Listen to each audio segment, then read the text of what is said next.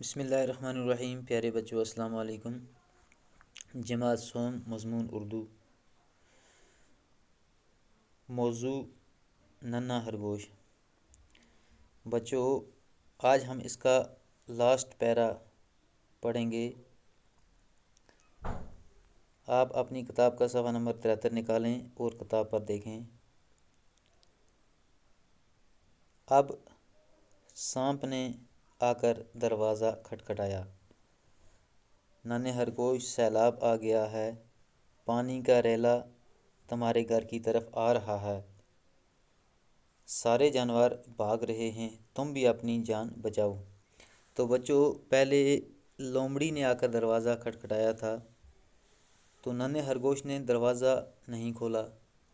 تو اب سانپ نے آ کر دروازہ کھٹکھٹایا اور ننھے خرگوش کو بول رہا ہے کہ سیلاب آ گیا ہے، پانی کا ریلا جو ہے وہ تمہارے گھر کی طرف آ رہا ہے، سارے جانور بھاگ رہے ہیں، تم بھی اپنی جان بچاؤ، جلدی سے دروازہ کھولو اور میرے ساتھ بھاگ چلو۔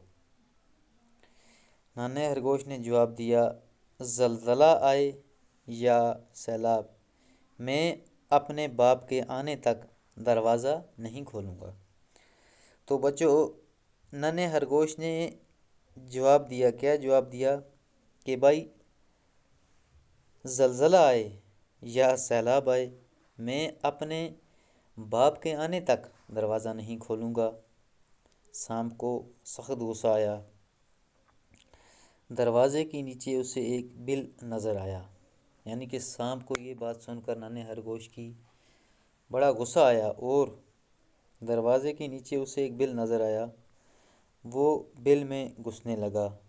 اوپر سے رسی کا پھندا آ گرا، پر سانپ پہلے ہی اندر جا چکا تھا۔ تو اوپر سے رسی کا پھندا بچوں آ کر گرا، لیکن سانپ جو تھا وہ پہلے ہی اندر جا چکا تھا۔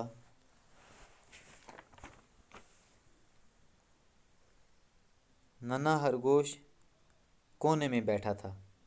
تو بچوں ننھا خرگوش جو تھا وہ ایک کونے میں بیٹھا تھا۔ ایک کالا سانپ پھن اٹھا کر سامنے کھڑا ہو گیا۔ اسے دیکھ کر ننھا خرگوش ڈر گیا، یعنی کہ سانپ کو دیکھ کر ننھا خرگوش جو تھا وہ ڈر گیا۔ سانپ اسے ڈسنے ہی والا تھا کہ اچانک ایک بندریا درمیان میں آ گئی، یعنی کہ سانپ جو تھا وہ ننھے خرگوش کو ڈسنے والا تھا، اچانک ایک بندر جو تھا وہ